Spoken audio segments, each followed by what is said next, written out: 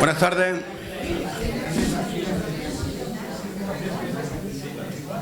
Muchas gracias a todos por vuestra presencia. Continuando con las actividades que nos hemos planteado desde el Foro por la Memoria, nos planteamos, ya lo hemos dicho varias veces, hacer una actividad mensual. La última actividad que hicimos fue el día 8 de mayo, también en esta sede, que tan gustosa y tan amablemente nos cede el Círculo de Artesanos, una conferencia que se llamaba Reflexiones sobre el exilio. En ella comenzábamos con una carta que le va contando Damas Alonso a Luis Rosales, que titula «Qué pena, Luis», y habla de una reunión de intelectuales, de profesores de universidad, de poetas, de escritores, que se produce en una universidad americana, y en ese momento él dice, en esas palabras que le escribe en una carta posteriormente a Luis Rosales, algo así como: «¿Cuánto se hablaba de España por aquellas mentes tan claras que tan duramente tuvieron que irse?». Nos sirve esto como punto de entrada al acto que vamos a tener hoy, que va a consistir en una conferencia, charla, coloquio, un mix, una fórmula nueva que esperemos que dé resultados, que es lo que nos ha propuesto la persona que tengo a mi derecha, que se llama José Giral.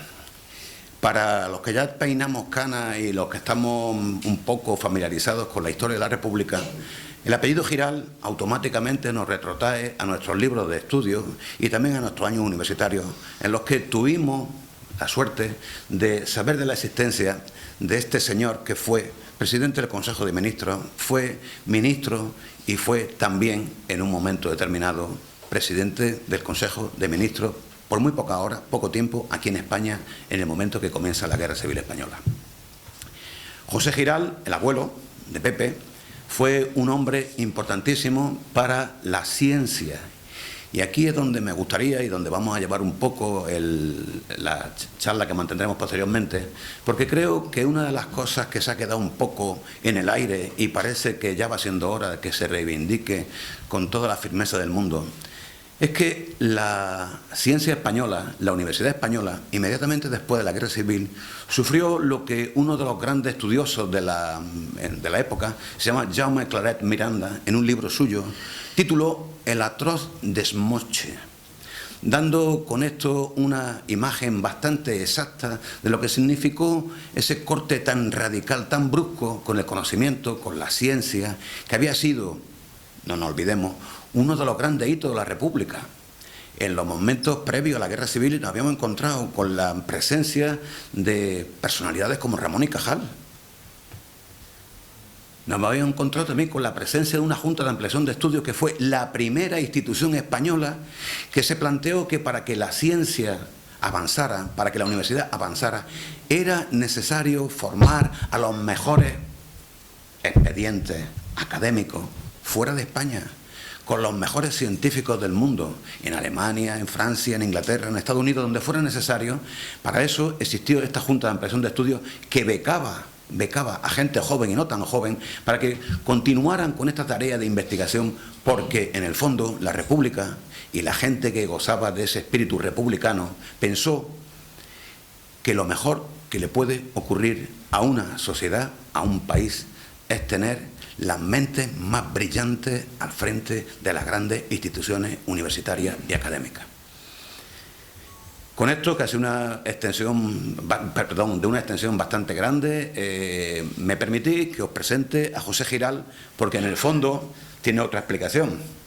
Es que él es una muestra viva de este espíritu universitario, científico, que es el que tantas veces hemos echado en falta.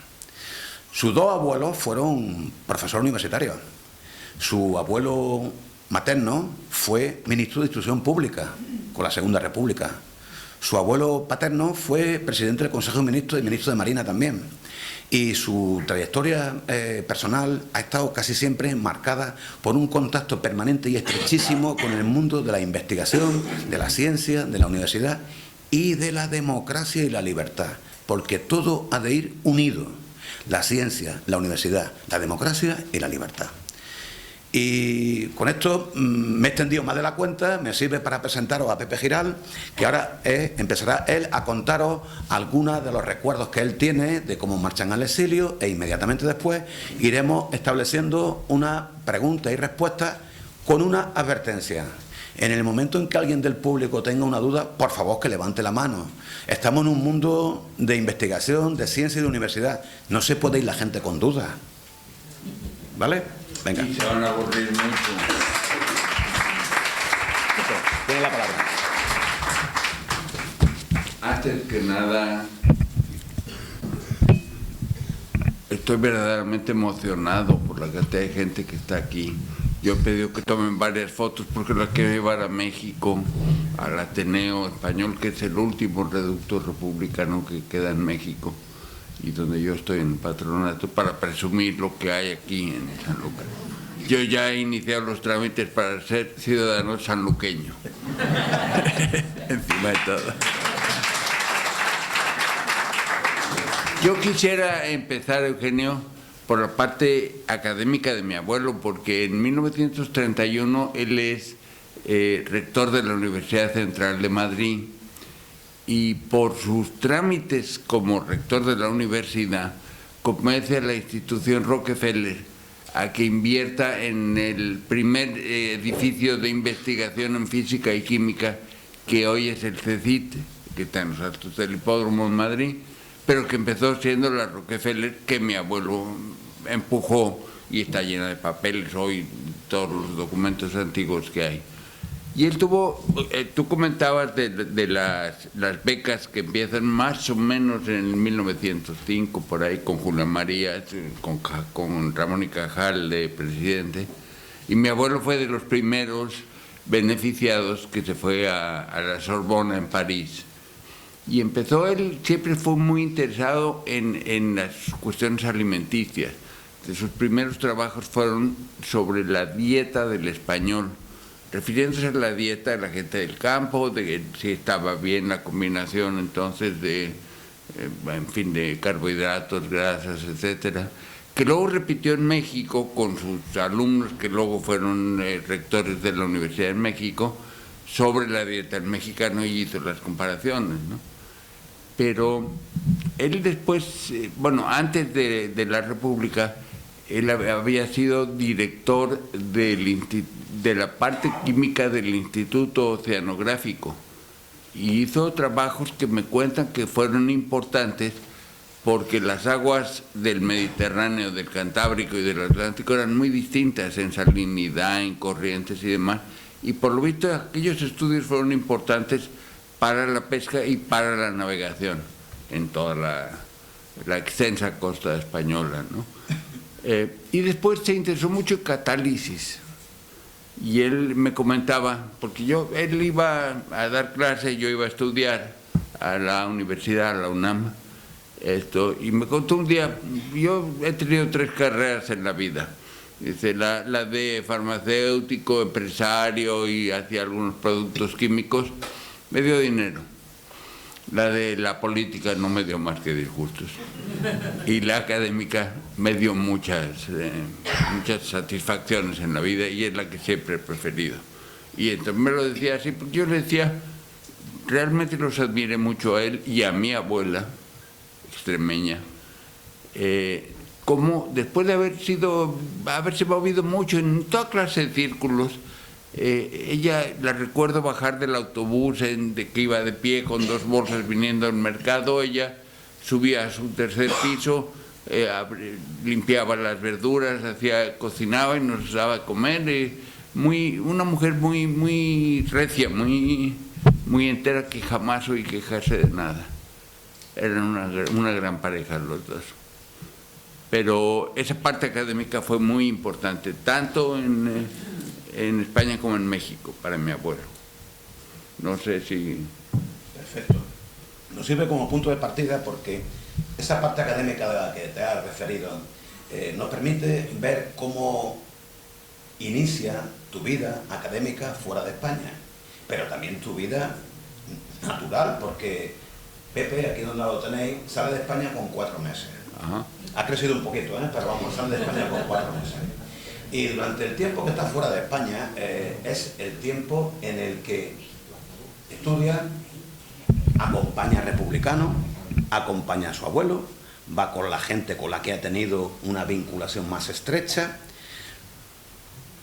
es testigo del devenir de un exiliado fuera de España y es también un testimonio permanente de muchas de las virtudes que los exiliados atesoraron. En una ocasión creo que dijiste que esta mañana cuando estábamos hablando en la televisión que una de las cosas que más te llamaba la atención era la austeridad. Sí. La austeridad de todos cuando marchan al exilio. Entonces me gustaría que hablara un poco de qué es lo que entendían ellos por austeridad. Austeridad, atención, en la vida cotidiana, en todas las facetas de la vida. Nunca pasamos hambre, eso mi abuelo me lo decía. Tú aquí en México nunca has pasado ni hambre ni miedo, verdadera hambre y verdadero miedo.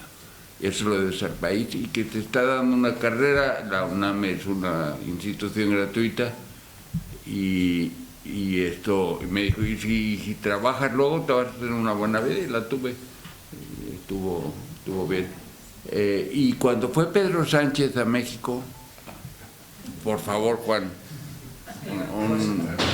una interrupción. Kika.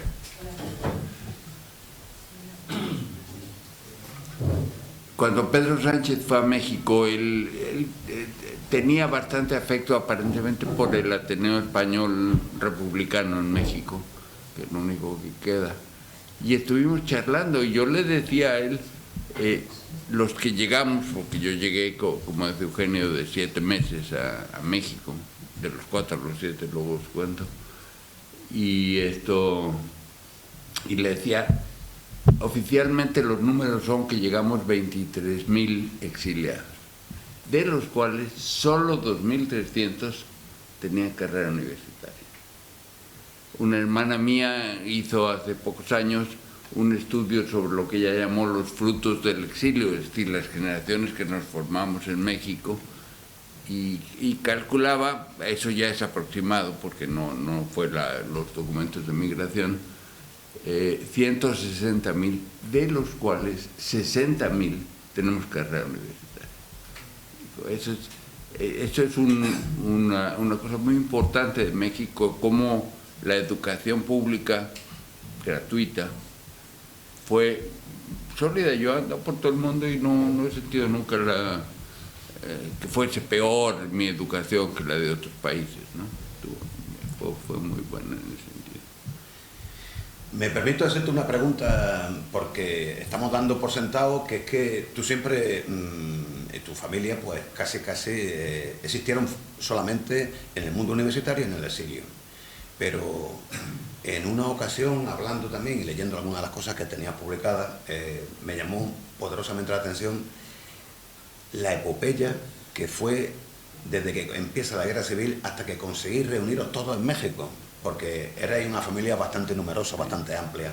Entonces, para que la gente lo entienda, lo que significó de una ruptura con el país vuestro, con vuestro país, sí. Esa ruptura y cómo tuvisteis que iros. Me gustaría que explicara un poquito cómo fue eso. Muy rápidamente, mi abuelo, después de haber sido rector, Azaña lo invita a ser ministro de Marina, y él sabía por su padre la importancia que tenían en aquel entonces los radiotelegrafistas, y me contaba de Benjamín Balboa, que era su mano derecha, que tenía unas claves con los radiotelegrafistas de los barcos para saber si estaban con una pistola apuntada o si estaban hablando con tranquilidad, y tenían sus códigos y sus claves y demás, y gracias a eso el 18 de julio del 36 le pone la flota en el estrecho para impedir el paso de tropas de Marruecos, pero claro, luego Hitler se le adelanta y trae 20 aviones Dornier y de 20 pasajeros cada uno, y brincando el charco pues se va terminando. Y el 19 de julio Azaña estaba Casares Quiroga de jefe de gobierno. La mayoría de ese gobierno optó por dimitir, pues si el ejército está sublevado, pues nos vamos y ya no hay nada que hacer. Y Azaña primero le dijo a Diego Martínez Barrios y luego a mi abuelo: forma usted gobierno y dele las armas al pueblo. El pueblo tiene derecho a defenderse por lo que ha votado. Mi abuelo era amigo, según me cuenta él, de Léon Blum, que era el primer ministro francés. Y España tenía contratos de armamento en tiempo de paz que había pagado a Francia y no se los entregaron los franceses. Tengo, un amigo era mucho mayor que yo porque él estuvo en Irún, y dice lo horrible que era ver los vagones cargados de cartuchos y municiones y todo lo demás del lado francés, que los empleados del ferrocarril francés empujaban y luego llegaban los del gobierno y los echaban para atrás y se rindieron porque no tenían requerimientos del momento. Falló con otros y entonces fue cuando le dijo a Azaña: no, aquí hace falta una gente más conectada con los trabajadores, con los mismos anarquistas, que fue Largo Caballero, y fue el que sustituyó a mi abuelo, y finalmente Negrín, que es el que se quedó hasta el final de la guerra. Y el 25 de julio mi padre y mi madre estaban en San Rafael, un pueblo que está a 60 kilómetros de Madrid, veraneando. Y me cuentan, yo no había nacido todavía, que mi madre se puso muy nerviosa y le dijo: Paco, van a venir por nosotros. Y los convenció y salieron. Mi padre, un tío abuelo mío importantísimo, era profesor de sánscrito, y salió con una cartera que llevaba la tesis de un alumno. Y en México, que luego también fue a México, siempre se quejaba y decía: tu padre no me dejó llevar la tesis, me dijo que tenía que llevarse algo, comida, porque por el monte salieron de San Rafael buscando llegar al Escorial. 18 mujeres, mis padres y mi hermana, que no cumplía el año todavía. Y tan acertada estuvo mi madre que la mañana siguiente, cuando llegaron a por ellos, en la furia de no verles, mataron al guarda de la propiedad, que era una propiedad alquilada, no era ni de ellos. O sea que se los hubieran cargado y salieron al principio de la guerra. Al final de la guerra, el febrero, sale con Azaña, lo lleva a París. Hubo en Madrid una obra de teatro hace un par de años de los monólogos de Azaña, que empieza con esa carta, y yo quedé así y miré alrededor a ver dónde estaba mi abuelo, porque mi abuelo me había contado que él llevó a Azaña y lo escuchó mientras escribía la carta a las Cortes, renunciando a la presidencia a fines de febrero. Como sabéis, se terminó el 31 de marzo la guerra. Yo salí con mi madre, creo que fue el último vuelo de Air France, que salía de Alicante a Barcelona, que ya había caído. Entonces fuimos directos por avión hasta Marsella. Y mi padre salió el 31 de marzo en un barco inglés que los llevó a Marsella y le llevaron a Argelès-sur-Mer, donde dice que vio otra vez el estandarte de la libertad, la fraternidad y la igualdad entre las patas de un genízaro que le había dado un culatazo y le había robado el reloj, ¿no? Porque, por lo que he oído, y ahora me ve, los franceses como individuos fueron maravillosos, como gobierno fueron asquerosos. Y en cambio en México, porque yo he conocido gente que fue viceoficial de migración, que subían a los barcos, y yo tengo fotos de las fichas de entrada a México de toda la familia, donde todo dice sin documentos. ¿Usted cómo se llama? Pues fulano de tal. ¿Alguien lo puede testificar? Sí, yo testifico que el señor se llama así. Pues muy bien, sin documentos ya está. Y como anécdota, en México a las chicas jóvenes o a los chicos les llaman o chamaco o chamaca. Y cuando estaba mi abuelo dando los papeles que llevaba y llenando todo esto, le dice el agente del ministerio, dice, ¿y la chamaca? Y entonces mi abuela, que no sabía lo que era, se indigna con mi abuelo y le dice, ¿lo ves, Pepe? Ya se te ha olvidado otro papel. Eres imposible. Y ya aparece por ahí mi tía y dice, esta es la chamaca, ¿qué tal? Todos para adentro.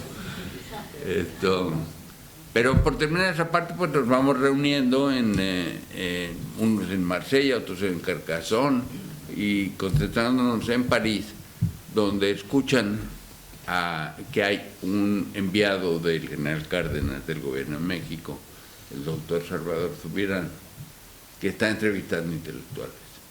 Y él es el que contrata a mi padre y a mi abuelo, que vienen a México, y ya venimos toda la familia a México. Y por favor, esto mejor charla, ¿no? Porque no es muy aburrido ese rollo. No, era una de las preguntas que normalmente nos hacemos es ¿cómo era la vida de un exiliado? ¿Cómo era el día a día? ¿Cómo organizabais? ¿Cómo se relacionaba la comunidad entre sí? ¿Había algún momento de alegría? ¿Había en el día a día cualquier cosa que implicara una esperanza? Cuéntanos de eso, Pepe. Claro, uno con los años luego la memoria falla y o la endulzas o la cambias, ¿no? Pero mi hermana mayor y yo comentamos mucho que fue una infancia muy feliz y muy tranquila. Y es muy claro el punto de quiebre del 39 al 47, que del 45 al 47, muerto Hitler, se forma un gobierno en el exilio, lo preside mi abuelo nuevamente, y se van a París y están en gestiones entre el Pacto de Varsovia, San Francisco, que es donde empiezan las Naciones Unidas, y luego Nueva York. Lo único que logró mi abuelo es que ya no le dejaron entrar nunca a Estados Unidos, por sospechoso. No pasó nada. Pero fue un punto de quiebre, porque hasta ese momento lo que se llamó el gobierno de la esperanza, que fue un fracaso porque las democracias le volvieron a dar la espalda, hasta ese momento había un caricaturista en un periódico en México que decía que los exiliados tenían este dedo gastado, porque ese año se muere Franco y volvemos a España. Y el 47 fue cuando se dieron cuenta que no, y ya iba a durar mucho más tiempo. Y también anecdótico, en aquel entonces, yo me acuerdo porque mi madre nos ponía a encerar los pisos, que era una pesadilla, y latoso y olía mal y todo. Y entonces sale el linóleo por primera vez, que era como lujo en aquel entonces. Y mi madre entonces compró un linóleo. Y se corrió la voz en la comunidad, ya te cuento, la comunidad exiliada, que dijeron, esto ya va en serio porque los Giral han comprado un linóleo. Eso ya es señal de que ya nos vamos a quedar. Sí. ¿Cómo vivían? ¿De qué vivían? ¿Se habían llevado dinero? ¿Dónde vivían? Bueno, yo creo que lo que se llevaron, que fue importantísimo, lo llevaban todo aquí. Como comentaba yo, a mi padre, a mi abuelo y a varios otros los contrataron desde París. En el 37, un mexicano, don Daniel Cosío Villegas, fantástico, le dijo al general Cárdenas, esta guerra creo que va a durar poco. Él era optimista y pensó que terminaría la guerra y la república seguiría. Y le dijo, vamos a traernos unos intelectuales españoles, el 37, que vengan un año a México. Y se formó lo que se llamó primero la Casa de España, que luego fue el Colegio de México, que hoy es una institución de muy alta reputación internacional. Y la mayoría de la gente, por contestar esa pregunta, se forman 3 colegios para los chicos. El Colegio Madrid, que lo funda mi abuelo, con fondos de la Jare que manejaba Indalecio Prieto, el Luis Vives y la Academia Hispano-Mexicana.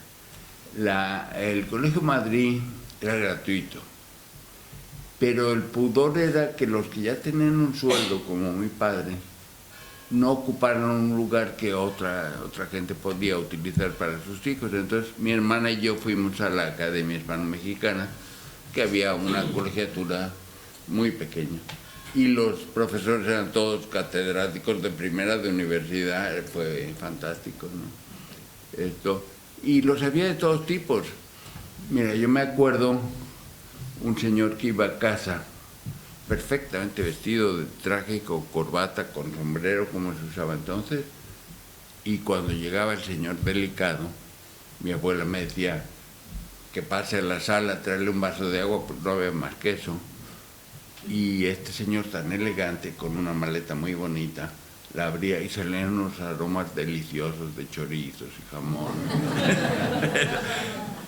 Y mi abuela, que vivía con nosotros, muy diplomáticamente decía: es que los chicos no han comido mucho desde la última vez, yo deseoso que se llevara todos los jamones y chorizos, y me decía, le voy a dar un poquito de esto y un poquito de esto, porque había mucha mesura.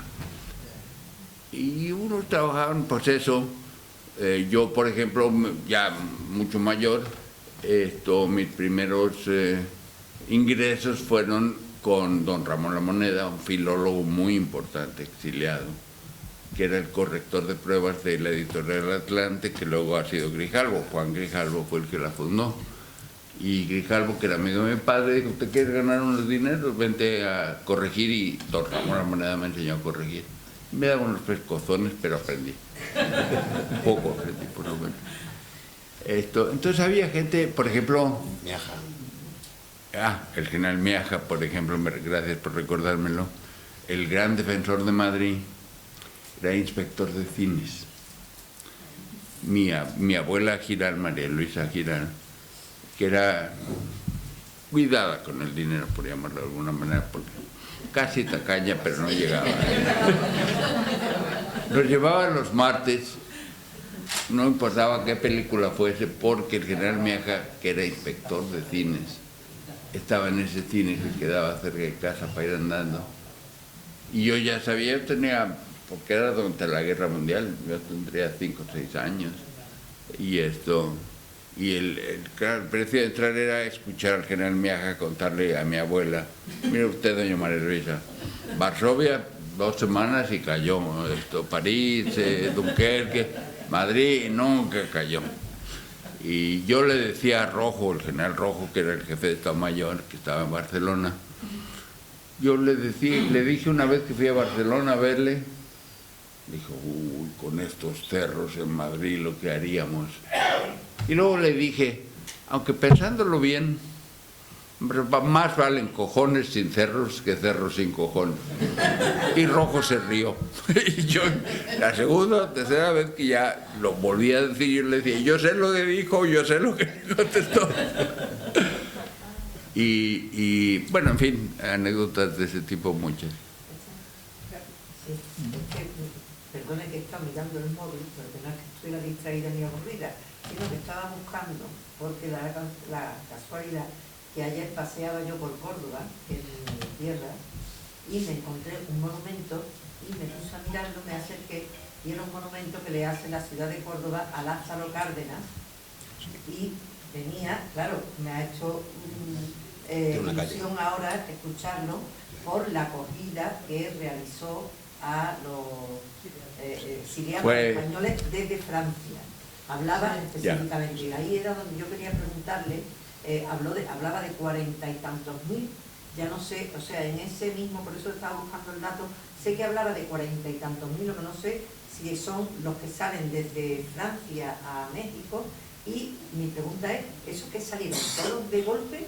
Yo ya había oído cómo en Francia institucionalmente se habían portado tan mal, pero ¿cómo es esa toma de decisión y por qué sale de ese presidente el hacer el... Son dos cosas diferentes, contesto. Una, en 1915, cuando la Revolución Mexicana estaba en pleno auge, vienen en España intelectuales mexicanos de muy alta valía. Uno de ellos fue premio Nobel después, Octavio Paz.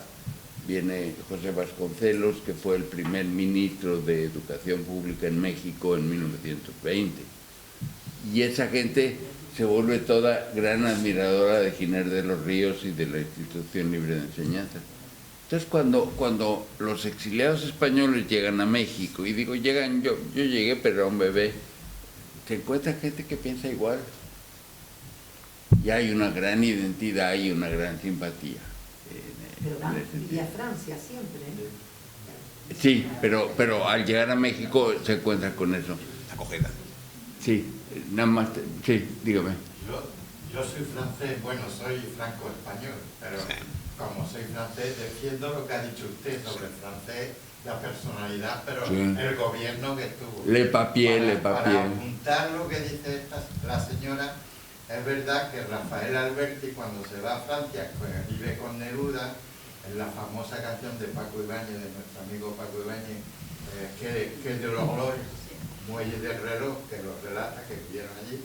Alberti y Neruda se preocuparon en aquella época para organizar los turnos de barco para ir a Chile, a Argentina, a México, etc.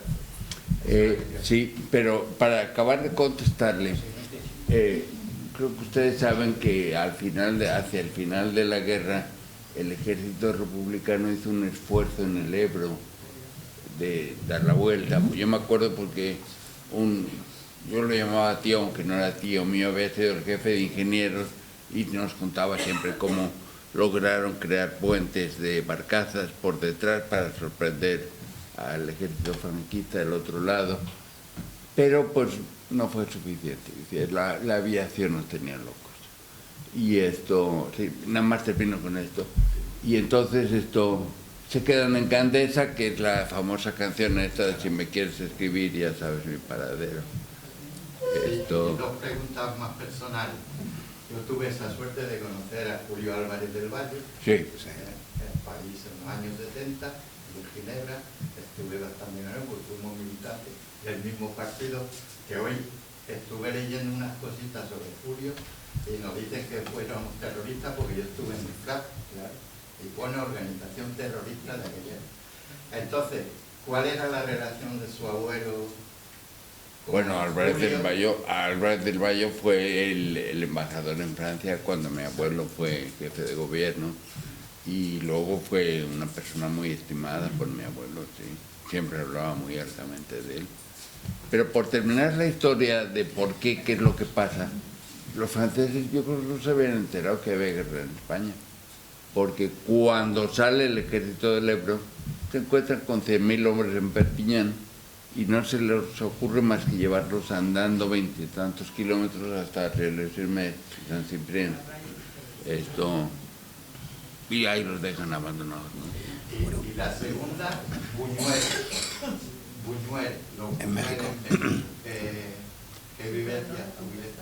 Buñuel era vecino de mi tía, una hermana de mi padre, casada, y Buñuel andaba siempre por todos lados en el mundo. Y su mujer, una francesa, era gran amiga de mi tía porque se aburría y no tenían nada que hacer y hablaban juntos. Y sí, yo le vi varias veces a Buñuel. Una precisión. Cuando has dicho lo de la llegada de Francia, en el mes de mayo, en la conferencia que hicimos sobre el exilio, yo relaté una cuestión que me sorprendió muchísimo. Hay una profesora francesa que se llama Geneviève Dreyfus-Armand, que ha sido la principal estudiosa sobre el exilio español. Entonces, ella dice en un libro suyo ya canónico de los años 90, que la opinión de los franceses cambia sobre todo con la presencia en la resistencia francesa de tantos miles de españoles que dieron su vida por la libertad francesa. Entonces, ella decía abiertamente que pasaron de ser unos campesinos maleducados y no queridos a ser personas adoradas. Bueno, yo creo que ustedes saben que cuando los aliados liberan París en agosto del 44, le conceden al general Leclerc encabezar la columna que va por los Campos Elíseos, y Leclerc manda en primer lugar a la 9, que era la columna de tanquistas españoles. Bueno, otra pregunta, Pepe. Hay una cuestión que me llamó mucho la atención cuando pasaba papeles para preparar esto.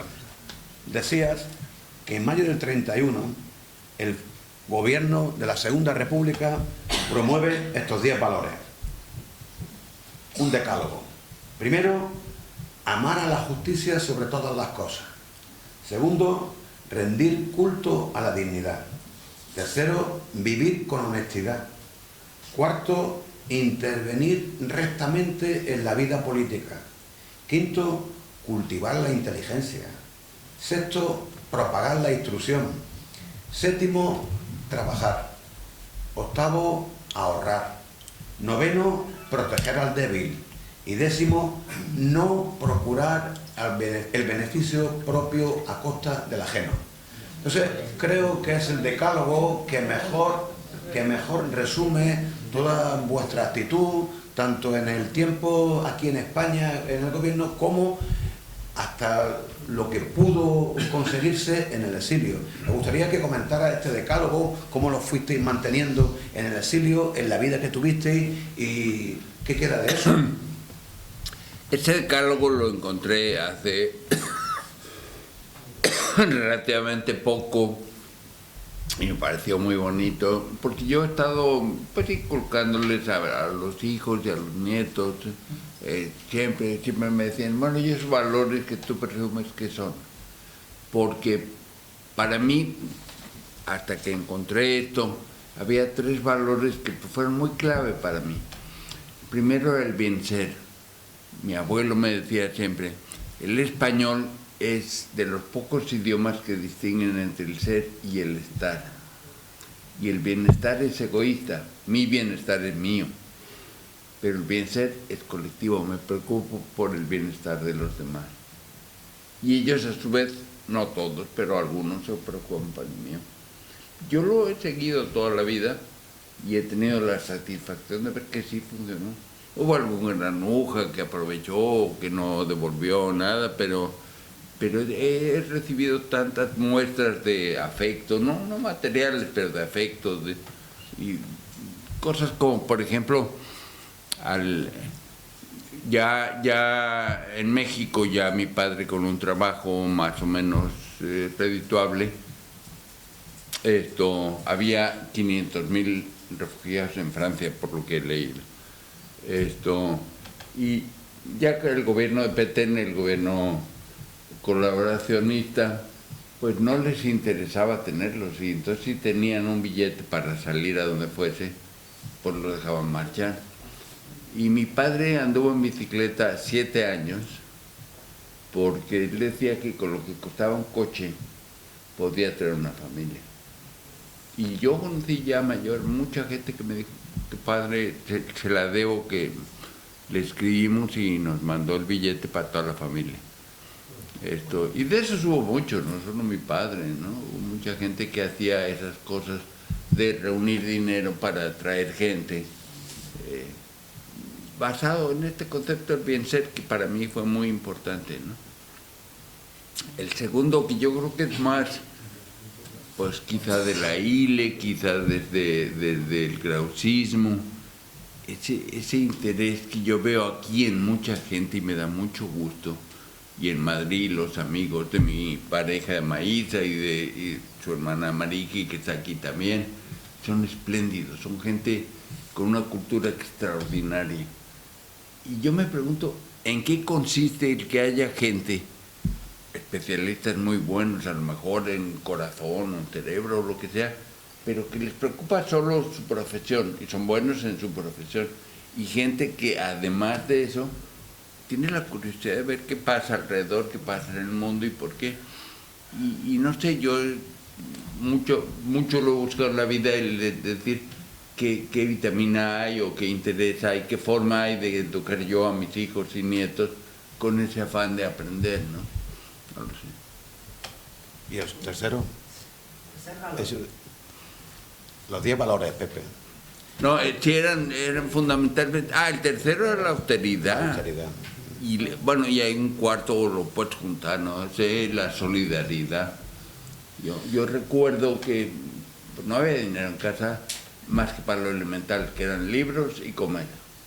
Y la escuela se pagaba religiosamente, pero más que eso, pues no. Y yo lo comentaba con mi hermana y decía, y nosotros sufríamos mucho, y decía, no, nunca nos negaron nada.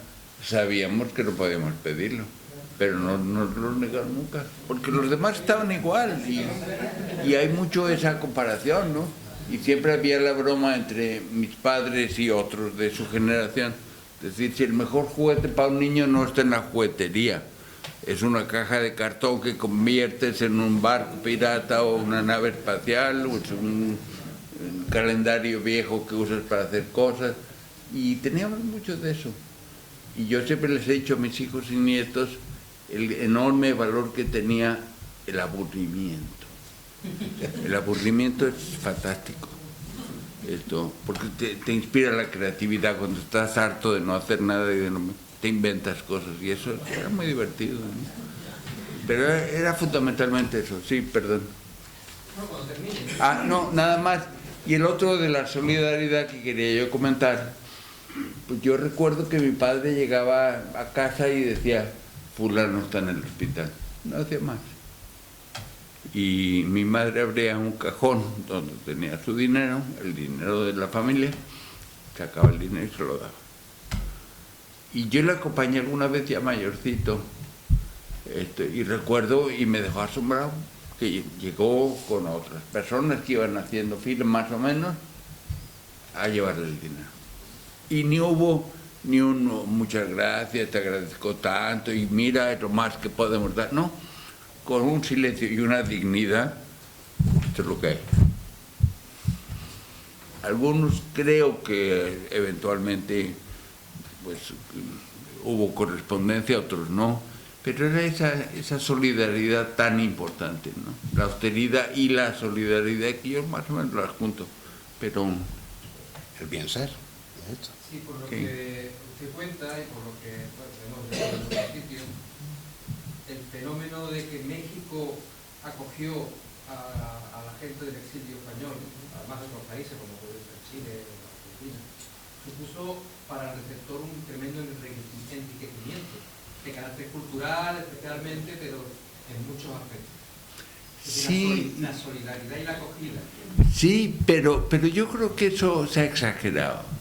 Se ha exagerado aquí y se ha exagerado en México, porque yo tengo los dos libros de cuando el 39 llega este grupo de exiliados, 20 y tantos mil, 40.000, no sé dónde cortas, ¿no? Porque luego llegaron más después. Al Politécnico, el Instituto Politécnico Nacional, el Poli, lo acaba de formar Cárdenas. Y van 79 profesores, tengo el libro, 79. Fue mi abuelo, mi padre, mi madre, mis tíos y muchos más, 79 nada más. Muchos de ellos luego fueron a la UNAM, que es la gran universidad, 350.000 estudiantes ahora. Y hubo, claro, no puedes contar exactamente porque hubo como 200 en la UNAM, pero muchos, como mi padre y mi abuelo, se fueron del Poli a la UNAM. Mi tía no, mi tía siguió siendo Burro Blanco, que era la mascota del Poli. Sí, pero me refería que de algún modo, exageradamente o no, hubo un enriquecimiento por la acogida, desde un punto de vista, digamos, pragmático. Contemporáneamente, cuando millones de sirios salieron hace pocos años de su tierra por la guerra, hubo un país en Europa que tuvo una visión, que fue Alemania, de acoger la mayor cantidad de sirios que emigraban, y también en gran medida con una visión pragmática porque enriquecían al país. Poco después, Alemania está sufriendo un auge de la ultraderecha, está corriendo por todo el mundo un auge contra el migrante, contra el refugiado. México, en este momento, ¿cómo se encuentra ante esa situación? ¿Sería capaz de hacer este movimiento de solidaridad y de acogida? Lo está haciendo, es una estupidez lo que está pasando en el mundo. La historia, pero dentro de décadas ya no lo veremos. Esto va a juzgar esta época como una época muy cruel, es la segunda esclavitud.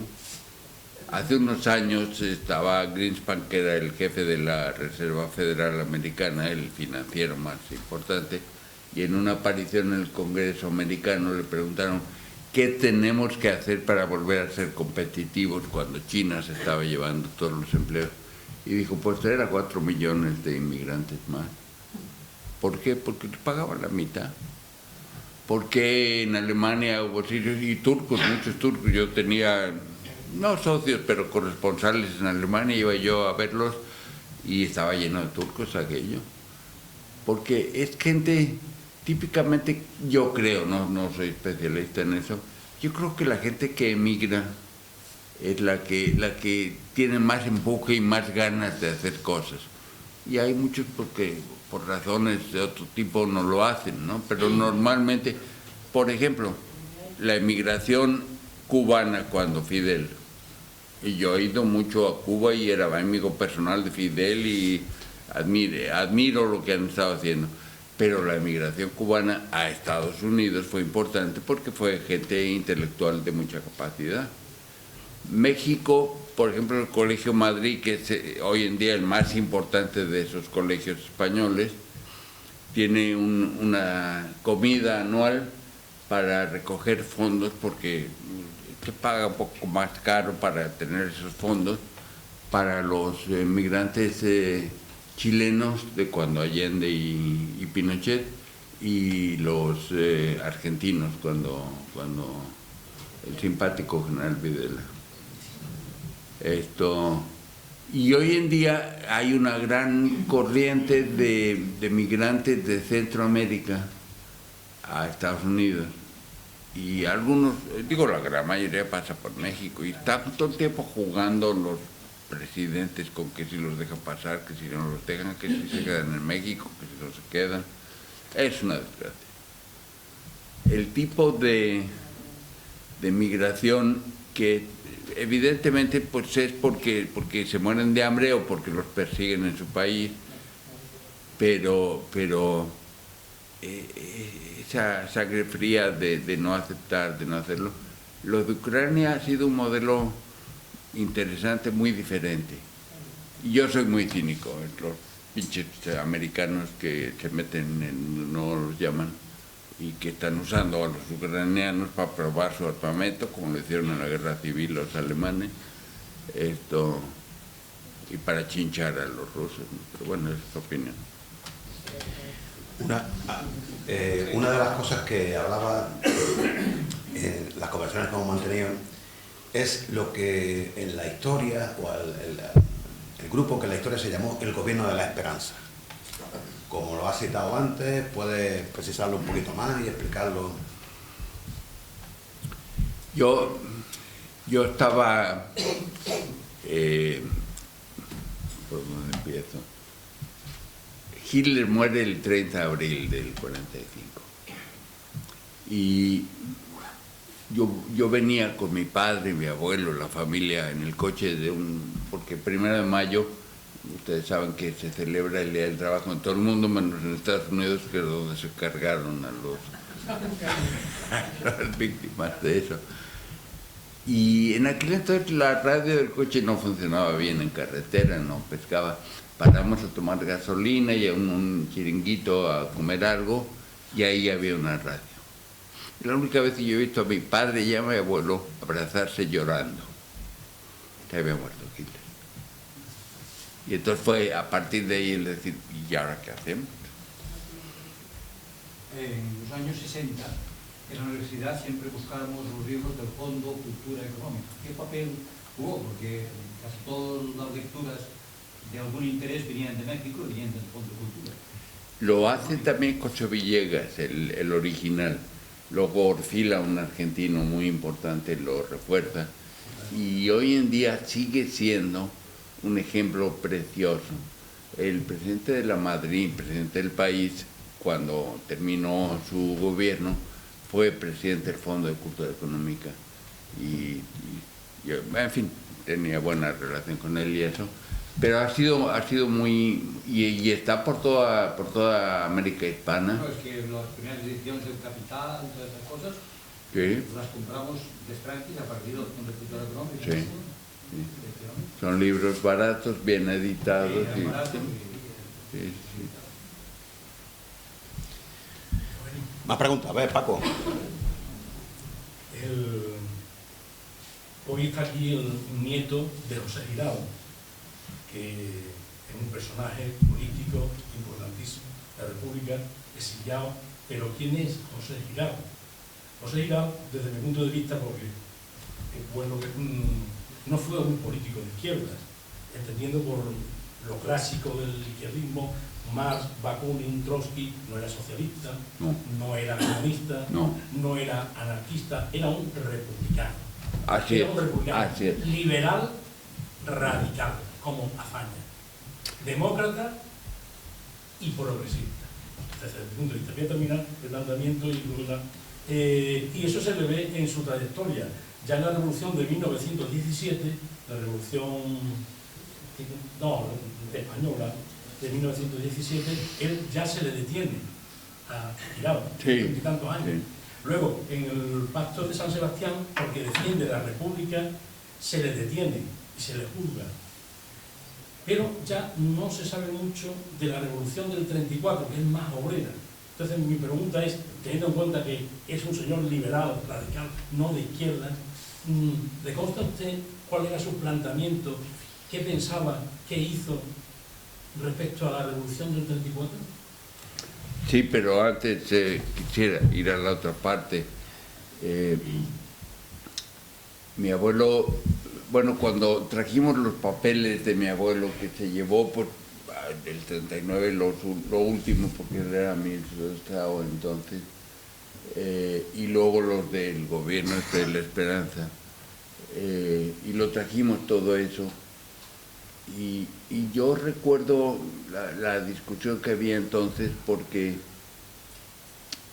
yo de pequeño, yo siempre estuve cerca de mi abuelo, pues me llamaba como él, el consentido de mi abuela. Mis primos dicen que no, pero ellos no saben. Y me gustaba mucho ya de mayor, yo hasta los 23 años se me murió a mí. Y le escuchaba y me iba a verle por las tardes y a charlar con él. Y él me decía, mira, los griegos inventaron la democracia. Pero claro, es que en Atenas era, pues yo creo que había poco más gente de la que estamos hoy aquí, ¿no? Y Solón pues decía, a ver, que levanten la mano los que están de acuerdo, para acá o para allá. Y luego se le fue de las manos, porque la demagogia, me decía mi abuelo, la demagogia lo fastidió. Y luego vino los pisístratos que tuvieron que meter, fue el primer fascismo, como tal, el orden, la disciplina a cualquier precio. El padre, el hijo y los dos sobrinos. Pero luego vino Clístenes, que fue el listo, que dijo, no, hay que hacer el aerópago, que es el primer congreso, parlamento, como quieras llamar. Y dijo, y me lo explicó una guía griega, al pie de la Acrópolis en Atenas. Dice, ahí en este otro cerro estaba el aerópago, y en el suelo pintó así, dice,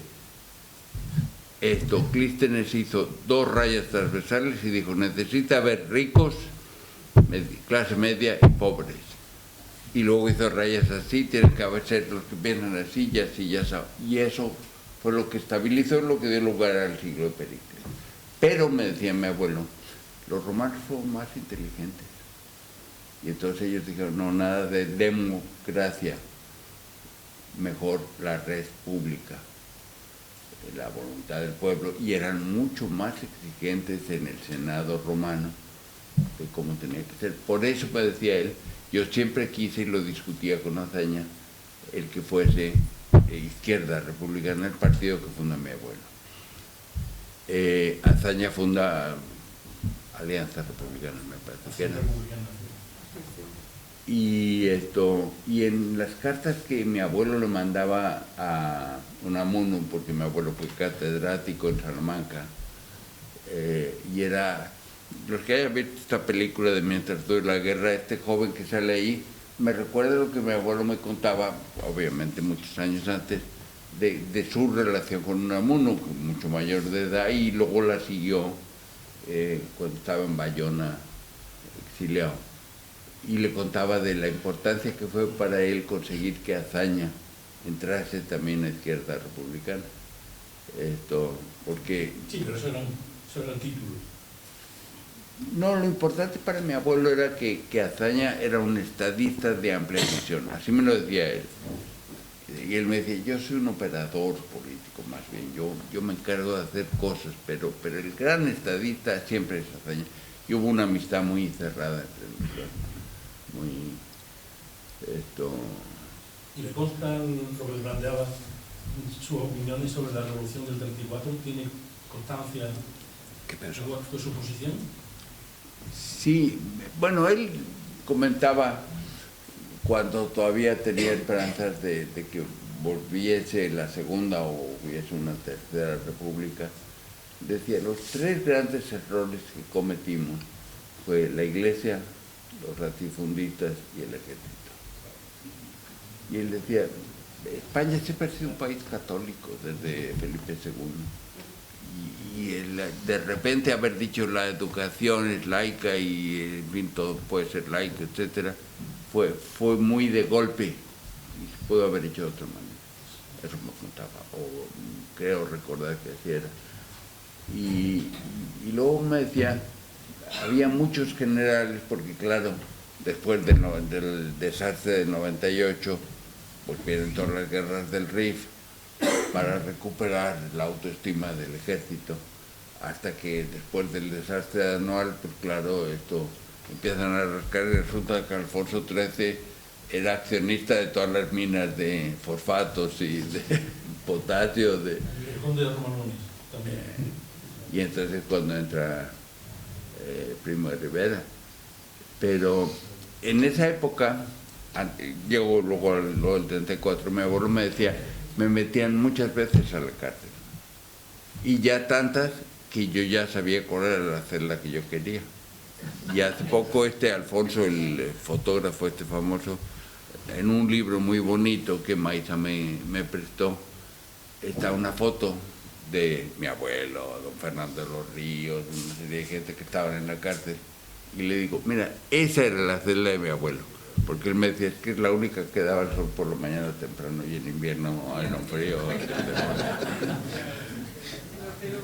Y en esa época, y antes de llegar al 34, le perseguían tanto que una vez que para él era importante estar en activo y no en la cárcel, se refugió en casa de un amigo suyo que era cirujano y llegó la policía. Venimos por Giral, que sabemos que está aquí. Y el cirujano dijo, perdón, pero está aquí porque tiene una apendicitis muy grave. Y dijo, pues opérelo delante de mí. Y mi abuelo murió con su apéndice, pero con una rajada y cosido. Y muchas veces que yo le acompañé al médico decía, pero ¿cómo está esto, don José? ¿Qué pasó? Y le contaba esta historia. Su amigo le cortó lo menos posible, le cosió un poquito para que pudiera salir y seguir en activo, ¿no? Y en el 34, él dice que él me contaba que el cambio de las elecciones a finales del 33 fue muy mal manejado. Victoria Kent iba a mi casa en México y mi hermana y yo sabíamos que iba a Victoria Kent porque era el día que mi madre iba a la pastelería y traía unos pastelitos. Y por la mañana siguiente veíamos a ver si había un pastel que había sobrado, ¿no? Eso era por lo que me acuerdo muy bien de Victoria Kent.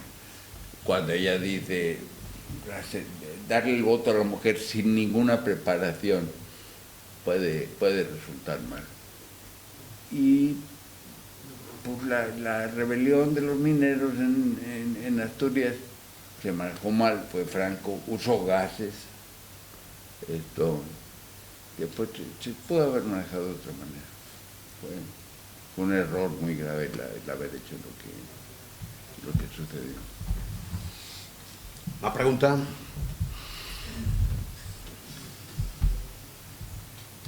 Bueno, pues mientras se van animando, explícanos un poco en qué consistió este gobierno de la esperanza que hemos quedado a medio conocerlo. ¿Cómo fue cuando volvías tú en el coche con tu padre, con tu abuelo y te enteraron de Y que... pues que sí, tenemos que formar otra vez gobierno y a quién llamamos y que nos buscamos y demás. Negrín fue a México y el problema número uno era que la Constitución de la República decía que las Cortes tenían que reunirse en suelo español. Entonces ya no estaba Cárdenas, estaba el general Ávila Camacho, que ha pasado la historia como el presidente Caballero por eso y por muchas otras razones.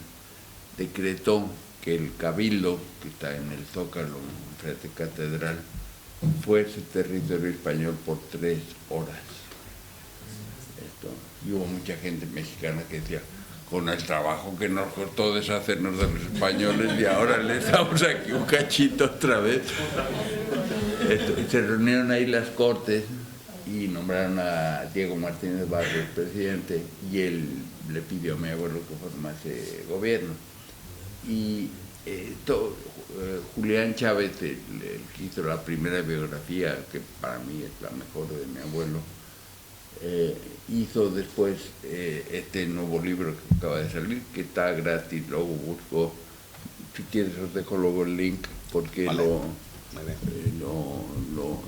tiene este nuevo sistema que te lo descargan gratuito o lo puedes pedir aquí o en México, donde sea, y te lo imprimen local.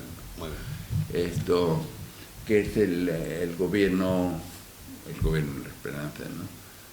Y fue difícil formarlo porque pues yo también le escuchaba a él que siempre decía, no es que la izquierda sea difícil de consolidarse o conciliarse, es que se ejerce el libre albedrío y hay respeto para eso. Y en cambio la derecha, me decía él, el fascismo clásico, la gente se alinea y obedece y todos van juntos en el mismo camino. Eso me decía y fue difícil. Y este libro de Julián Chávez, la primera parte es muy detallada de los papeles estos en que mi abuelo iba hablando con unos y con otros y era interesante. Y después hubo la discusión de desde dónde debía de estar y se vinieron a París porque pensaron que tenían que estar más cerca, porque nuevamente las mal llamadas democracias le dieron la espalda, porque dijeron, no, pues nosotros no tenemos nada que ver. Ese creo que es el tercer libro de Almudena de los episodios de la Guerra Interminable, el de Inés y la Alegría. Lo último que me han dicho gente que parece que sí sabes, que fue Eisenhower, el que le ordenó a Leclerc que inmediatamente retirara el grupo que Leclerc había incitado a venir y les había dado armamento y demás. Entonces, pues todas esas cosas le costaron mucho trabajo, fue muy difícil. Y los rusos, pues, por el problema del oro, pues no querían enterarse de nada, ¿no?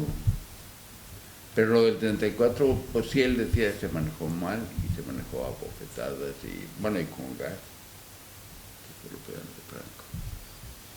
Venga, anímense y vamos ya cerrando la noche. A ver. Creo que antes se quedó en el tintero desde los 4 meses de Basilio hasta los 7. Ya. Muy oportuno. Lo recuerda un poquito aquí confuso, ¿no? Yo siempre digo que el 90% de todas estas cosas son memorias prestadas. Yo no las viví, las escuché. Y luego yo cuando leo esas novelas de los juicios, de lo que sea, que hablan de que la memoria te engaña y va inventando cosas y demás, me pregunto qué tanto de lo que os he contado y lo que creo recordar lo he ido aderezando después. Pero para contestar la pregunta, yo llego en brazos de mi madre a Marsella. Su hermana Dorotea estaba en Carcassonne con mi abuelo materno, Barnés. Y contaba mi madre que llega por la noche conmigo y llama por teléfono a su hermana, que estaba en Carcassonne, que está relativamente cerca de Marsella, y le dice a su hermana, ¿y dónde estás? Pues en el hotel fulano y tal. Y ahí va, ¿dónde te has metido? Y le cuelga. Y mi madre dice, pues esto debe ser un nido fascista, a lo mejor es un hotel de esos, de nota roja. Y dice que empujó la cómoda para tapar la puerta, y estuvo toda la noche ahí sentada sin poder dormir, asustada. Y cuando llegan por la mañana mi abuelo y mi tía Doro, dice, ¿y dónde me metí? En el hotel más caro de Marsella. Los últimos años. Y entonces fuimos a Carcassonne, donde estaba mi abuelo y mi tía Doro y su marido, el tío Vicente. Y de ahí fuimos a París cuando escucharon que Tubirán estaba contratando gente. Y como detalle anecdótico, mi abuelo tenía el botón de la Legión de Honor francesa, y en una de esas idas a las colas interminables del gobierno francés, un policía le dijo, ¿y de eso de dónde te lo has robado? Y mi madre comentaba que ella se puso histérica y se le tiró encima al policía diciendo, ya está bien, ¿no? De tanto abuso y tanto. Y mi abuelo, que era muy calmado, dijo, no te preocupes, se quitó el y lo tiró en la alcantarilla y dijo, ya está. Y años después, cuando ya había muerto mi abuelo, un día mi abuela me dijo, mira, como te llamas como él, no sé si te interesa toda esta chatarra, tu abuelo lo llevaba chatarra, son todas sus condecoraciones y demás. Y entonces las pusimos en muy bonito, en un terciopelo enmarcado y demás, los tiene uno de mis nietos, y en medio dejé el agujero, dije, aquí pudo haber estado la leyenda, ¿no? Pero no. Y entonces fuimos convergiendo en París, y pues había de todos tipos. Alguien mencionó antes Chile. Vale la pena, los que les interese, Isabel Allende, que es más bien novelista, tiene una novela buena que se llama El pétalo más largo, porque Neruda llamaba así a Chile, y es la historia del Winnipeg.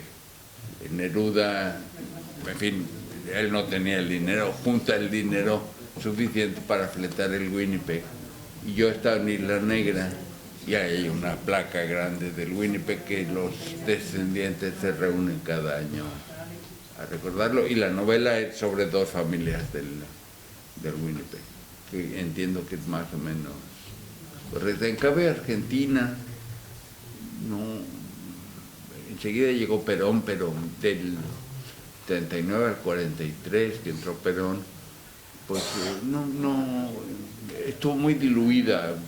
Mucha gente fue a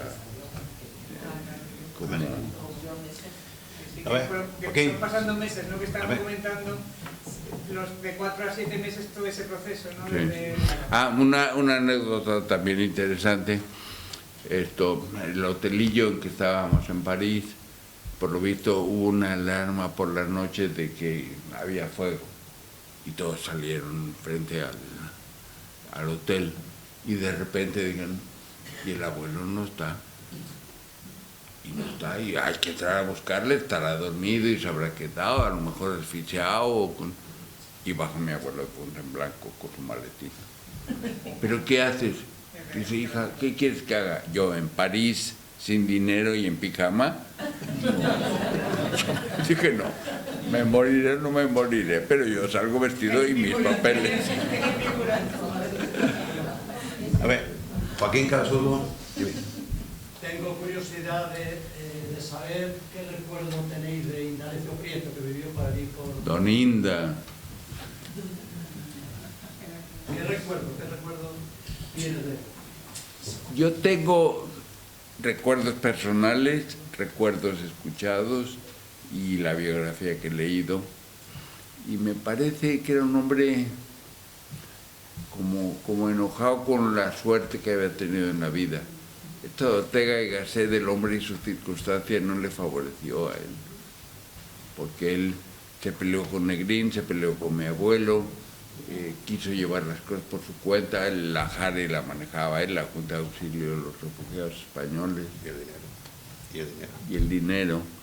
Y luego con el famoso tesoro del Vita, que Imanol Ordórica fue el capitán del yate Vita, que llevó las cajas de seguridad de los bancos de Madrid, que habían estado anunciando los que no retiren sus cajas es que no están en Madrid. Hasta los quintacolumnistas lo pudieron retirar. Y le entregaron a Indalecio Prieto. No sé bien, él siempre tuvo una vida muy austera y muy honesta, no creo que se haya untado dinero de nadie, pero sacaron las joyas, llamaron a joyeros, se desmontaron, hicieron, y se hicieron muchas cosas. Y una última anécdota de Cárdenas, porque claro, Cárdenas iba los 14 de abril al banquete del Centro Republicano, y mi abuelo pues me llevaba de la mano, yo tenía 5 años, 4 años, a saludar al general. Y para mí era así como... Luego hice yo muy buena amistad con Cuauhtémoc, su hijo, pero parte que dicen que así lo escuché y lo recuerdan, que Cárdenas le dijo a mi abuelo, mire don José, en México los textiles están en manos de franceses, las compañías de alimentos y las tiendas y eso en manos de españoles, y en fin, así varias cosas. Dijo, a los mexicanos nos quedan las cantinas y la política. No se meta ahí, don José. No se metan ahí porque no lo saben manejar. Muchos años después, cuando estaba yo en la universidad, evidentemente me atrapó la política, ¿no? Sacamos a los conejos, a los conservadores, a la Unión Femenina de Estudiantes Católicas y demás de mi facultad. Y mi madre me decía, pero no sabes si te hemos contado 1000 veces lo que te dijo el general Cárdenas, no te estés metiendo en política, pero a esa edad. A ver, venga, ¿alguna más? O ya son las 10 menos cuarto, ya vamos a ir concluyendo. Si hay alguna última intervención, alguna última pregunta.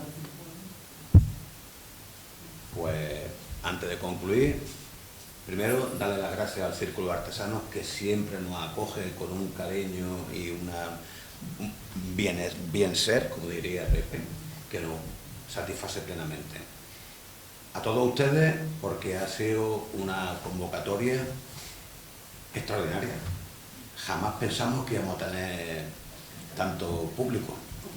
Pepe sí, porque estamos acostumbrados, pero nosotros no. Nosotros somos un foro muy modesto, que vamos poco a poco, pero me gustaría que para el resto de las actividades que tengamos previstas ya después del verano, pues nada, que sigáis en contacto, que ya nos iremos viendo, y para todos aquellos que quieran saber esta conferencia, algunas otras actividades, procuraremos ir colgando todos los documentos que tenemos en la Casa de la Memoria de la Sauceda, que se han brindado generosamente para dejarnos en su emisora La Voz de la Memoria, en su repositorio de podcast, en su repositorio de vídeos, todas las cosas que nosotros hagamos. Entonces, solamente os digo que tecleéis casadelamemoria.org, creo que es, y a partir de ese momento, pues lo tenéis también en el tiempo. Y yo quisiera agregar que llevo un maravilloso recuerdo de esta noche. Nunca imaginé que tanta gente esta mañana en el monumento, y esto me impresiona y me impresiona muy gratamente. Muchas gracias.